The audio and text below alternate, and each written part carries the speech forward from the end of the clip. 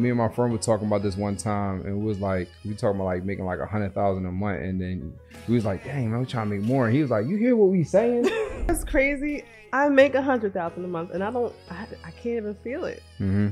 So it's very possible. I'm like, I need to get to 200. And I hear once you get to these higher numbers, it's easier to scale to like $1 million. That's the point of this podcast, that people hear these conversations that may sound crazy to them, but it's normal.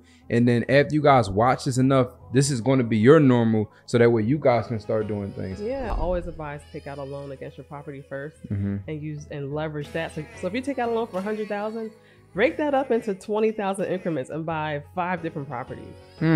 Yeah, and cash flow $1,000 off of each one of those. You've been on Section 8. When I met you a few years ago, you were on Section 8, and I feel like people are getting on Section 8 now. Me, I'm one of the people. You've been on it. I want you to touch on like what made you get into Section 8 and why is Section 8 so great for you? Initially, it's because I wanted automatic payments. I wanted to know my mortgage would be paid. We leverage money, systems, and people, and we sit back and relax. That's how you get to that next level. I love this conversation because this is what him and I were talking. And I'm always excited about our guests, but I'm actually super excited because this is someone that inspires me, and also is a little different. Our last couple guests we had were men on here, and we have a woman, but also she's doing better than a lot of men that are in real estate and in business in general. So I think that's just dope. I think that's amazing. Me personally, I feel like women and a lot of men might be mad about this, but I feel like women, you know, exceed or do better than men in general.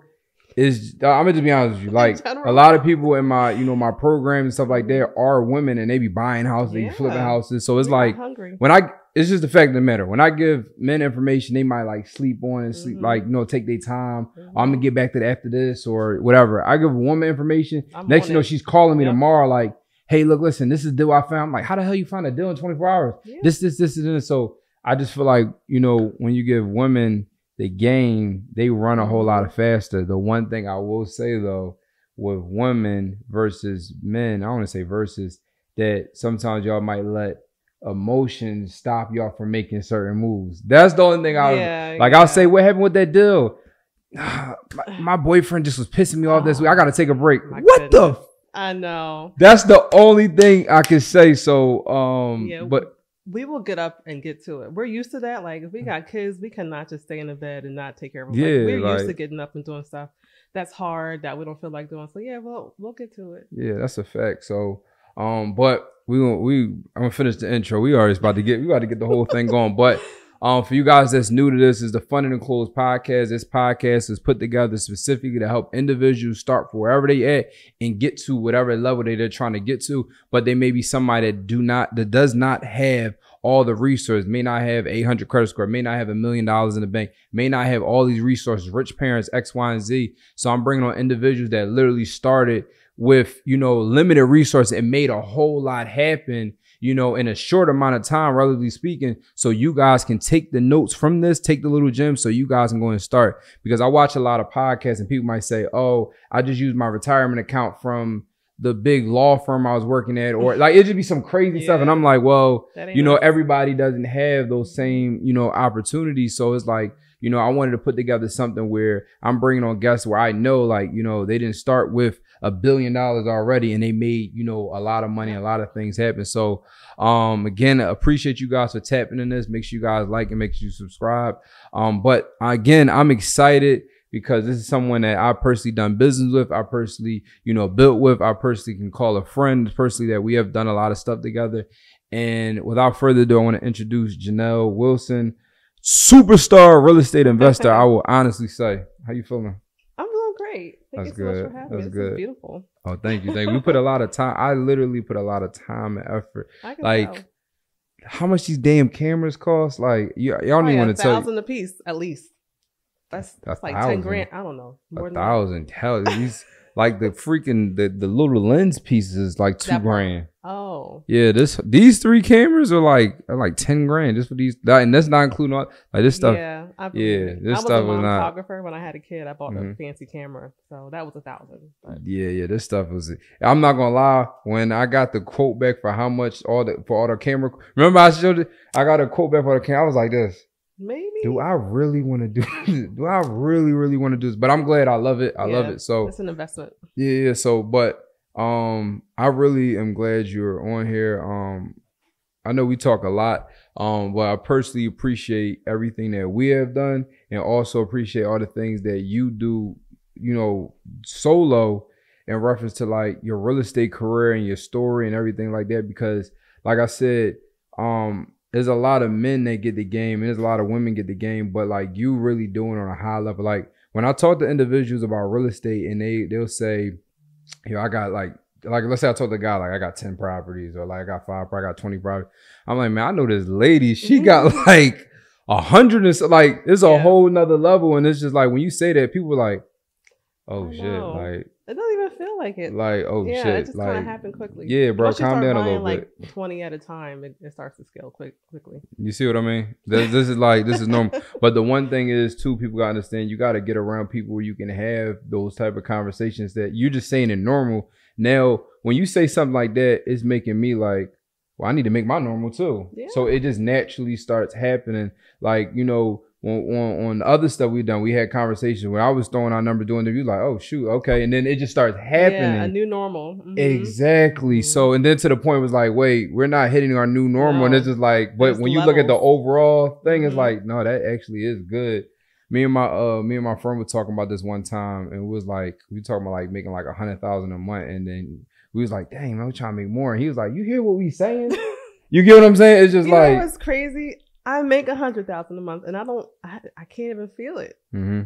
So it's very possible. I'm like, I need to get to 200. And I hear once you get to these higher numbers, it's easier to scale to like $1 million. Mm-hmm. But yeah. What I realized, and we just were doing a video on this, what I realized that once you, like that first 100 is like a lot of hustling, a lot of stuff.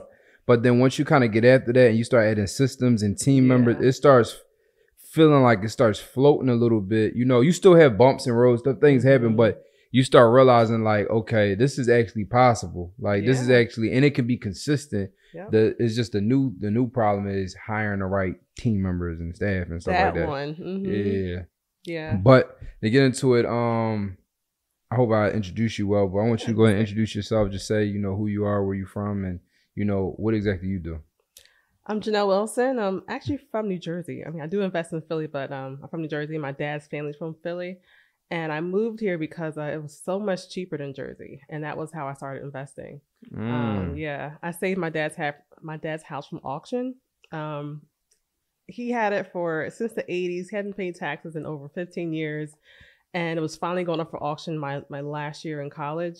And I got a student loan. I had no job. I wasn't working. My refund check wouldn't cover it. And my student loan, I used that to pay off the back taxes. Okay. Yeah. And then I graduated and I went inside it for the first time ever. I had never been inside this house. I didn't know anything about it. I didn't know the condition. And when I went inside, it was a total rehab. I could see the sky through the roof. I had no floors. The wall in the back was falling apart. And I just put the plywood back on and went back to work and started to max out my 401k. But that didn't last long because then I got a notice that they were going to tear it down. And I went down to L&I and they were going to tear it down because of all the violations it had. And I didn't understand any of this code. Per code 321, it's in danger of collapse. But a contractor heard me. Mm-hmm. And he came over and said, I can fix all these things for you. And I was like, really? Great. And he did. He fixed it all for another $5,000. I did a cash advance on my credit card and paid off the violations or got the violations fixed. And then he quoted me $25,000 to do the rest. And I didn't have it. I didn't have it in credit. I didn't have it in cash. No friends had it. No family had it. So I was going to sell it. And I got an offer of $45,000 to sell this. And this is back in 2004. And it was a total rehab. And that $45,000 is a lot of money now. Yeah. It was definitely a lot of money to a 22-year-old who never had more than $1,000 to their name. And I was like, you know what? I'm just going to keep it because I would have sold this for $25,000. But he got me thinking. And so I did what's called a home equity loan with a drive-by appraisal. They weren't going inside the houses back then. It's kind of what caused the housing crash. Yeah. all the reckless lending they were doing. So they did a drive-by appraisal. I fixed up the outside. They never went inside. They didn't even do a drone over the roof. And I got approved for $60,000. And I did the repairs and I put 2 Section 8 tenants in there. And I was cash flowing $700 a month, which was almost more than my paycheck. Yo, I know you're enjoying this episode. I know you're getting a lot of game and a lot of value, a lot of information. But is it okay for me to give you even more value? Is it okay for me to give you more information? So if you just said yes, what I want to do is I want to give you access to a free training that I'm having 100% free. You can log in. If you don't like, you can log off. It's 100% free. In this training, I'm going to show you guys the 4 steps that I utilize to be able to buy properties, rent properties, make money on property. Like this building we're in right now is 100% mine. And we do that. And I have done that doing those 4 simple steps. So what I want you guys to do is go to fundedandclosed.com, just like the podcast, but fundedandclosed.com. And you're going to be able to register for the free training. Like I said, 100% free. And it's going to give you those 4 steps that I utilize to build my real estate empire. And you can do this exactly where you at right now. So look, we're going to get back to the episode. But before we go ahead and finish, press pause, go to that website, go ahead and RSVP for the training. And I'm going to see you soon. Let's get to it. Damn. And now I have a portfolio of over 100 units, and that house is what got us started. Damn. So a couple things.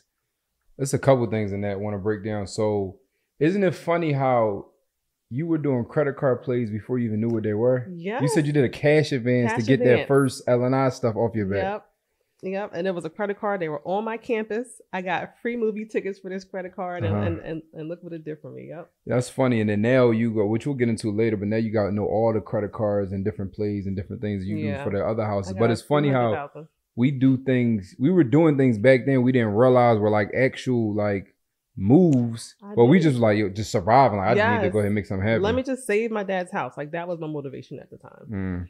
So the other thing I want to touch on is like how you were able to go ahead and it's I feel like it's funny how things work. Like God works in mysterious ways. Like I'm not a super big spiritual guy, but also I do understand like things really happen for a reason. Yeah. Like that guy overhearing your conversation at L&I and then becoming a contract that, you know, fix things up. And also too, like you don't even realize back then you were literally utilizing OPM out the gate.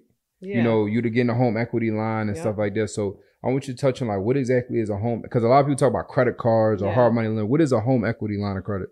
Well, first, after I did that project on all credit, all debt, I read Rich Dad Poor Dad, Cash Flow Quadrant, and he just confirmed everything. He's like, use debt to make money. And I was like, that is exactly what I did. I did the right thing. Because I didn't tell many people that I did a cash advance, because everyone says no to cash. I mean, I do too. But there's way cheaper ways to get the money off the card. But the home equity loan is a loan that you get against a secured asset. You know, my rental property was a secured asset that was generating money. And because the rents were way higher than the mortgage, after I paid all the expenses, I would still make money for it. So the house was worth, it wasn't really worth $70,000, but it appraised for $70,000 and they gave me a loan for $63,000. Now there was still like a mortgage and a judgment and water liens owed on it. So I still had to pay $45,000 at the table, but I still had $18,000 left over to play with. So I took the cash out the house. I used a student loan. I used a credit card, all debt to get this thing going. And that is what has made me grow. Like I never thought I had to save up to buy a house. I could always just use credit and debt. And that's what I did. The next 3 or 4 years, I used all credit cards to buy properties. And while other people were trying to save, save for this, I'm gonna get an FHA. FHA is great to get started, but it's not gonna help you scale. And using the credit cards, I was able to buy 3 houses in 1 year. And then when I learned about the hard money loans, I was able to buy 3 and 4 triplexes in 1 year. So because I started with debt, I just kept growing with that and never felt like I had to save. Yeah, I feel like it's easier to get access to 100,000, 200,000 in funding than it is to go ahead. And a lot of people believe, or they think like, well, it's money, you got this interest on it. But as long as you making it make sense for yourself, I feel like, let's say for example, you're paying, 6% interest, 7% interest, whatever the interest rate is at the time you're doing it.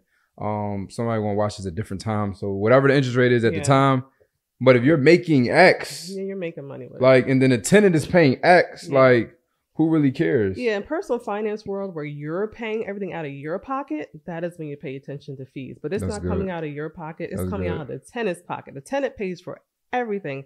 That property I bought in 2004 is now worth $220,000. I had it appraised last year, and I have great tenants in there. This guy, he cleans up the whole street. He does his own repairs. He pays a rent on time. So he has done everything. And I sat here and collected another $200,000 in appreciation that I took advantage of. I took a loan out on it last year and I partnered on a restaurant on it. So that's decent. Yeah, so I'm not thinking about the interest rate. The tenant pays all that, and I get the cash flow every month and benefits from appreciation and tax benefits. Isn't it crazy how real estate is like a savings account that help you can make other investments? It sure is, and you don't even feel it. You really make money in your sleep. Like I can't even believe 20 years has passed, and yeah, it tripled in value. I didn't think about 20 years. Dang. Yeah. When you said 2004, I didn't even think about it. Yeah, that's 20 years ago. Dang, I like that though, because in that same statement is stamping you. Like, that's not somebody like, I started this last year. I started this 2 years ago. Like, you're a real investor that's seen, the 08 thing. You're seeing what's going on there. Like, you're seeing a lot of stuff, and you've been a part of the ups and downs. So when someone comes to you for information, you're giving like wisdom, not game, not plays, not hacks. You're getting real wisdom, and I think that's really important. So let me ask you, for real estate investors that's watching this now, do you advise them utilizing home equity lines of credit now, like how you did when you first started? Absolutely. Yeah, especially going to buy another cash flow asset. Like, how long do you want to keep working for? Because right now, if it's just you working, you're the only one making money. But each of these properties, they make money for you. So if you have access to a line of credit or a line in the property, those have the lowest interest rates compared to credit cards or anything else. So I always advise take out a loan against your property first and leverage that. So if you take out a loan for $100,000, break that up into 20,000 increments and buy 5 different properties. Yeah, and cash flow $1,000 off of each one of those. So out of your 20 years, like, I want to ask you, what would you say was like the year you acquired the most?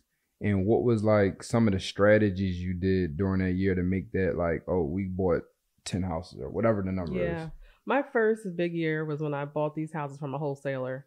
And one of them was a triplex that I bought for like $13,000. It was a steal. I know. It was crazy. Damn.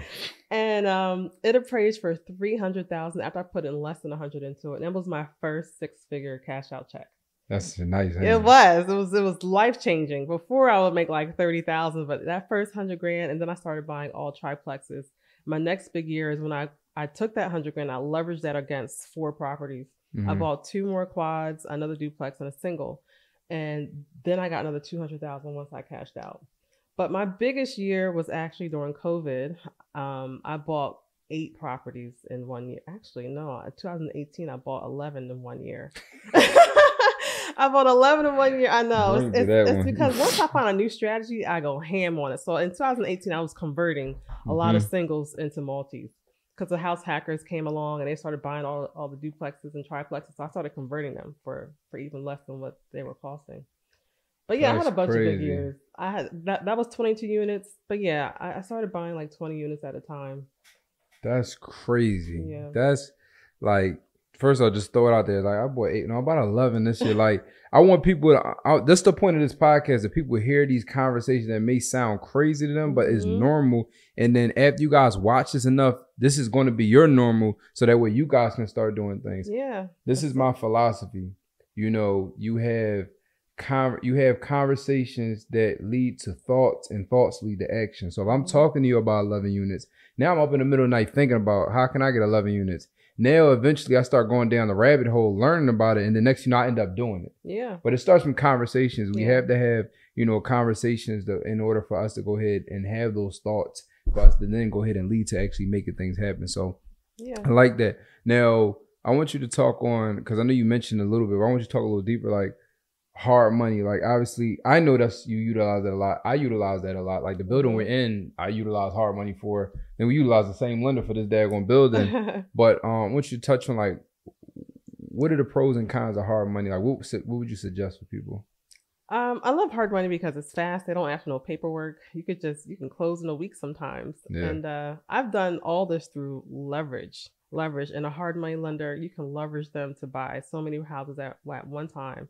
It's unlimited amount of loans and properties, because the properties, once you find a good deal, you're buying at auction or you're buying from wholesalers, as long as the deal is good, and there's a ton of great deals when you buy them off market, they will give you the funding. Like, as long as you know how to fix it up, of course, and rent it out or sell it or flip it, it's so much easier to get approved than like a FHA loan. Sometimes people think it is as hard as getting a conventional mortgage, which those are a pain. They want to go through your bank statements and ask you like what was this, the $20 deposit you put in there? But apartment lenders, they don't ask for nothing. No tax returns, no pay stubs, nothing. Just show me the deal. And then you can close in a few days. So Yeah. Especially when you build a relationship with them after a while. They don't even ask for your driver's license no more. Oh, yeah. I haven't sent my driver's license in. Yeah. Exactly. But yeah, they haven't done any inspections. I can send them pictures and get approved. But yeah, it's like getting away with murder sometimes. Yeah. Tell me about it. Yeah. So now you bought the house, you know, you utilize lending, you close on it. Now I want you talking because you do something that people will start catching on now, but you've been on it. Section 8. Yeah. You've been on Section 8. When I met you a few years ago, you were on Section 8. And I feel like people are getting on Section 8 now. I'm one of the people. Yeah. But you've been on it. I want you to touch on like what made you get into Section 8 and why is Section 8 so great for you?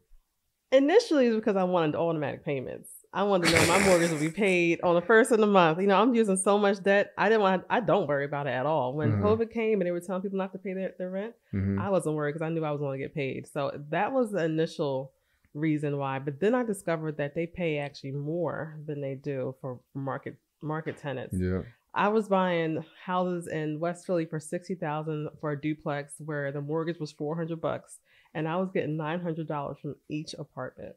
Damn, which is crazy. Wait, so the mortgage is $400 for the building, but you were getting $900 per apartment. Yeah. How many apartments in there? 2. I mean, I was doing it all. That's once that's I good discovered number. that, I was good money. I was getting away with murder, and that was when the real estate taxes were cheap back then. They done raised those since then. I have a quad where the taxes were $99 a year. What? Yes. That's all like abatement or just? It was a historical property. Yeah, they got rid of that though. Now it's $2,500. Well, it still ain't bad, but $99 for a place where I'm making $4,000 a month on. Yeah, that's murder. That's getting away with murder. Yeah, that's some OJ stuff. Yes, you can still do those numbers in like Baltimore and Detroit though. Yeah. Have you bought anything in Baltimore? No, but I have students though. Oh, okay, nice. Yeah. I wholesale down there, but I never bought anything. Oh. Yeah, some of the deals I was wholesaling for like 20 grand and stuff. I make 10 grand, but now looking back, it's like I should have just bought that myself. Yeah, hey, it is what it is. I was actually wholesaling deals to Philly investors. Like if I give you some of the names, you're like, oh, that's my friend. Oh, really? Like some of your friends, I was wholesaling deals down in Baltimore to them. So do you wish you would have bought them and kept them? No, I still, because I only went down Baltimore a few. So here's the thing. I went down Baltimore to go to one of my students' closing. I was like, you know what? It's a Friday. I have nothing to do. They make some money. And I said, you know what? Let me drive down and just support them. And there was a restaurant I found. I'm a food guy, clearly. So I was like, you know what? It's a restaurant I want to try. I can go and help them. I can kill 2 birds with 1 stone. It makes sense. So I drove down there and I'm just driving around and I never asked him the numbers. He had a closing and I'm sitting there talking to him. I'm like, these wholesale checks, like these some good numbers. He said, yeah, like he's just going down the stuff. And I'm like, you know what? Let me drive around the neighborhood. I started driving around the neighborhood. He was giving me more information. I'm like, what? So I never went back down. I just was wholesaling virtually and never went back down. So I can't say I wish I would have kept them because I don't even know what Baltimore looks like. I don't go down there. So if I think it was more my face, then I probably would care. But I can't tell you what it looks like down there. I just was doing stuff virtually. Yeah. That's cool. You can wholesale virtually. Yeah. Hell yeah. So also to the Section 8 thing, what's like some of the myths? Because people are like, oh man, don't do Section 8 because they're going to do X, Y, and Z. Like, yeah, if you don't screen, they will tear up your property. But I screened pretty well. I called the previous landlord, and sometimes I go look at their place. Now you can do like a Zoom now, look at their place, but there's a lot of great tenants. Oh, what? Go on a Zoom just so you can. Okay, got you. Yeah, but there's a lot of great tenants on Section 8. I do get a few bad C's, but you get them in there. You get your automatic rent and inspect it every 2 years, and you forget they're even there. I have so many ones that we don't even talk to each other. Like, there's no way I can have these 100 units and they're a pain. Like, my peace of, like, I don't even have any gray hairs. My peace of mind is top tier. So if I get a bad tenant, I will get rid of them. I'll evict them. I'll pay them to leave. I don't deal with bad tenants. Yeah. I agree with that, actually, to be honest with you. Now, I know a guy, I want your opinion on this. I know a guy where the tenant portion is $50 a month. And he says, look, I won't collect your $50 a month as long as you keep this property up to date. He said, I think it was like $70 a month. He said he actually they keep their house up so well because they don't want to have to start paying at 70. Really? I feel like if they're gonna be messy, they'll be messy. Well, maybe there wasn't a messy person, but that's one of the strategies he did, and he said that like he said he won't be having no issues when. Well, he won't do it if they portion is $300 and stuff like that. But he said when it's like $50, $60, $70, he said he told me keep it. Just make sure I don't have to come here to deal with no rah-rah. The only time I'll let them not pay their portion is if they do some kind of work around the building. So a lot of them are multifamily. So if they keep the hallway clean, or if they shovel outside or cut the grass, I'll give them a break. But I don't really just give them a break for it. Yeah, that's fair exchange. Yeah. I like it though. That's super fair exchange. Now, I know we were just talking about this. What's your goals like moving forward? Like, I know you have 100 plus units now. Are you looking to get to 500 units, 300 units, or like? I thought I was going to keep buying, but I'm actually going to scale back. I just listed a place for sale this weekend. I got a full price offer. I should have listed it for more, but yeah, so I'm going to sell some. I think I'm going to hop into another venture, which is fashion. I started a fashion line. I got a manufacturer in Turkey. Yeah, that's dope. That seems more fun. I mean, I used to love renovating houses, taking them from ugly to pretty, picking out tiles in the bathroom and kitchen. But now I feel like I've seen all the kitchens, I've seen all the bathrooms, and it's just not as fun for me. So now I'm going to venture out into something else. But yeah, I also teach how to invest too, which I think is a bigger impact. I like to spend my time where I have the biggest impact. If I have students who are buying 20 houses in a year and they're renting out the Section 8 times 10 students that I have, I think that's where I should spend my time. I'm not mad at that. I actually like that, especially because it's not like you've done this for 2 years. Like you have 20 years of experience. So it's okay to be bored now. Yeah. It's like, it's okay to be like, you know what? I don't really want to, it's not that I don't want to do this no more. I just want to like limit some of the extra work I have. And I just want to, like a lot of, like one of my dreams that I want to do is like, I don't want to be like DJ Khaled, but I want to like produce music. Like I like music. I really would sit and listen to all genres and different things like that. So I told myself one day when I'm like fully retired, I want to like go to a music producing class. Like they had something at community college I was going to sign up for just to learn and just be in the house. That's what I did. I hired a coach, a fashion coach. I have two of them actually. Yeah. I'm not, well, I don't really feel like you need to pay for education at a formal college, especially at our age now. Just hire a coach. You get that direct access to information and connections. No, that makes sense. Yeah. That was like one of my goals. I said, I'm going to do like, when I'm like fully retired, just be in the house, just making beats and stuff like that. Maybe somebody might. Fully retired? You going to like sell all the property retired? No, I mean like fully retired, like.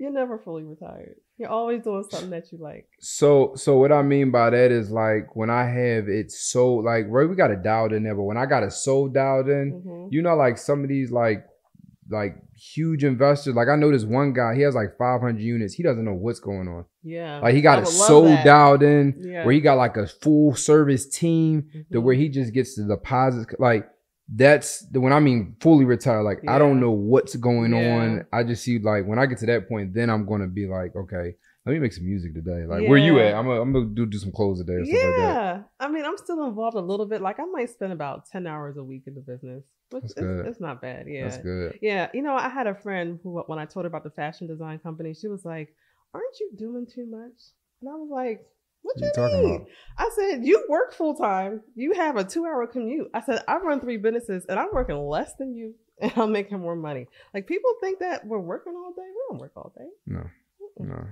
No. We leverage money, systems, and people, and we just manage. Yeah. I hope y'all, let's say that one more time. We leverage money, systems, and people. And we sit back and relax. That's how you get to that next level. I love this conversation because this is what him and I were talking about before you came in.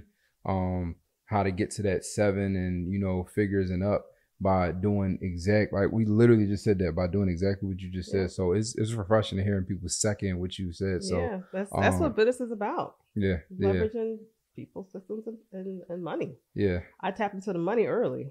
And I had to tap into the people because I was working full time when I started. I worked for 8 years as an engineer, and I was managing from my office. But when I left, I got exposed to the auctions. Is really what changed my life. The what? The real estate auctions. Oh, can you touch on that? Yeah, the first time that I was going to quit my job, my boss had started acting crazy, and I took a month off. And when I took this month off, I told him it was sick leave too. I took the month off. And as I'm sitting at my property, this 4-unit that I had, there were people like just running by taking pictures. I'm like, what is people taking all these pictures? And then my contractor says, oh, there's an auction of the house next door. I said, how do you know? They took down the sign because they didn't want no one to know. And I had to hustle because I was saving my money in a credit union. I didn't want to have access to it. So I had to run to this credit union so far away.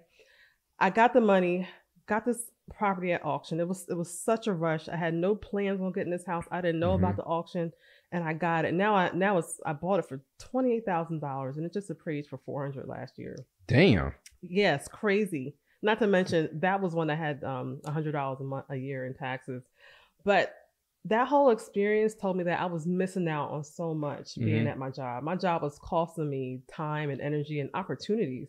So that month off showed me a lot, and I left 4 months later. Sometimes you just need to be exposed. Not sometimes, all the time you need to be exposed to something to realize. Like, I feel like that's just anything in life, you know, just in business, work, relationships. Sometimes you need to see, like, wait a minute. Yeah. It's not like. Yeah. And these auctions are during the day. So there's full-time investors at these. I have one student, he buys from this website called Service Link. And he was bid on so many properties that someone who worked for the company actually called him. He called and said, hey, we see you're bidding on a bunch of properties. Let me give you some insight into them. And he started to tell him like which ones had a chance of going for cheap.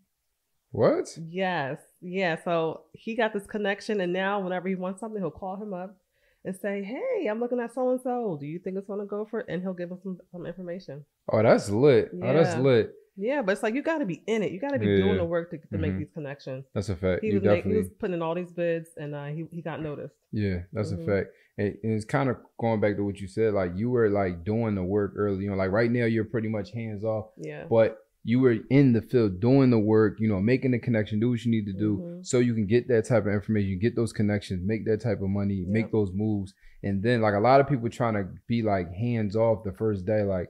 I feel like that first house, you really need to be like hands on. Then you can start scaling back, but you need to know what's going on, at least that first house, before you start looking at work on a FaceTime. Like, just know.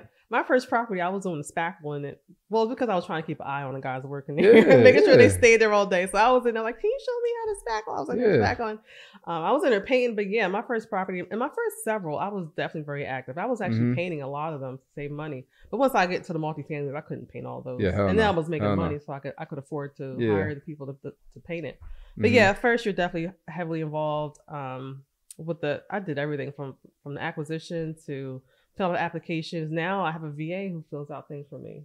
I love that. I know. I love that. I love that. She's so good. I love that. Yeah. So I heard you mention students a lot, and it sounds like you mentioned several different students.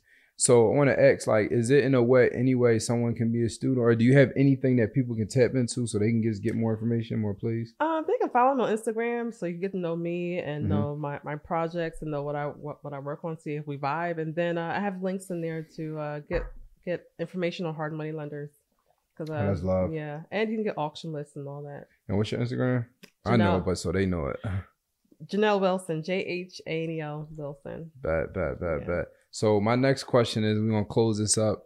What I always ask people, because I truly believe in buying assets, investing your money, but I also truly believe that you should take time to go ahead and enjoy the fruits of your labor, whatever that is. Some people do it a little more than others, but I feel like you should always do something. So what's something that you share with the people that, if you don't mind, that's something like, hey, look, this is my advice, or this is what I like to do that has nothing to do with real estate, but I spend real estate money on it?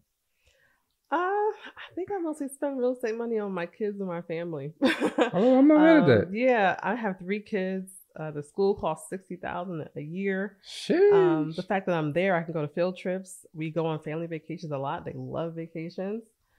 Expose them to those opportunities. They have private lessons with music and all that. So I just feel like I do go on trips a lot. I go on trips maybe almost every other month. Yeah, I wasn't gonna burst your bubble, but I'm like, you definitely be in like other countries. Yeah, I was in Carnival this year. I was actually in the parade this year, which was nice. You put the whole thing on? Yeah. Oh shoot, that's lit. Yep, it was like 100 degrees at midnight, but yeah, it was fun. It was a nice experience. But yeah, just doing different experiences.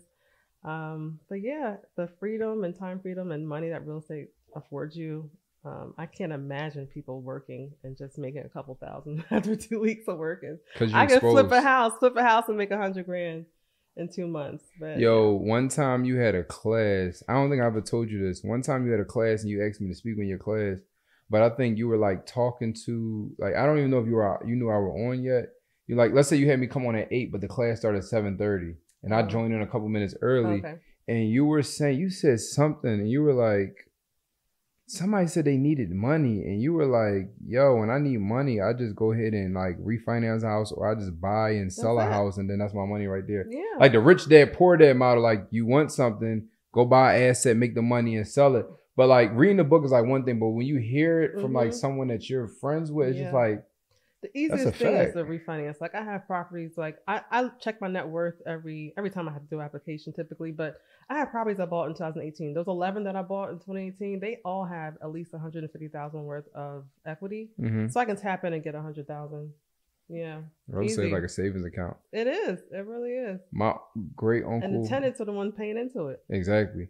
My great uncle, like my grandma's brother, he said, as long as you own a house, you'll never be broke. He said you can sell it, you can rent it, you can refinance it, you can rent out rooms, but it's as long as you're willing to wait at least 30 days, you can get access to some type of money. Yeah. So the money comes to those who are disciplined. Fact. Yeah, you gotta wait. Fact.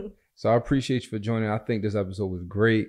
We definitely give a lot of information. I really, really like love what you're doing and how you do it, and you know how you go about it, because like I said, when women get the game, y'all run with the stuff. And I just feel like, you know, more women need to see women like you that are doing stuff and winning, because I'm not gonna lie, like there's a lot of, they say this is a male dominated industry. Like at this point, I know so many women. Y'all have had the opportunity. Yeah. Like I think 30 years ago, we couldn't even have a savings account. Yeah, no, like 30. Now I see, maybe because I'm in the field, I see more women now. Yeah. So I don't really see that, but they say statistically it's a male dominated industry. So I appreciate people like you that's, you know, changing. And I'm not a guy where like men gotta be, but like, yo, as long as everybody's making money, male or female, I don't really care. Like, yeah, I think we belong in real estate. We're the ones who make a home. You know, we know how we want this kitchen to be. We know how we want it laid out,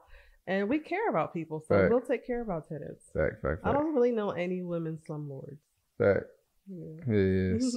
So this is good. Thank you again, and definitely you guys go ahead and Instagram Jhanel Wilson. Make sure you tap in. Click the link in her bio. Send her a DM. Just if you like this episode, remember like and subscribe. But also, most importantly, send her a message. Let her know that you liked it, and you know, see maybe how she can help you.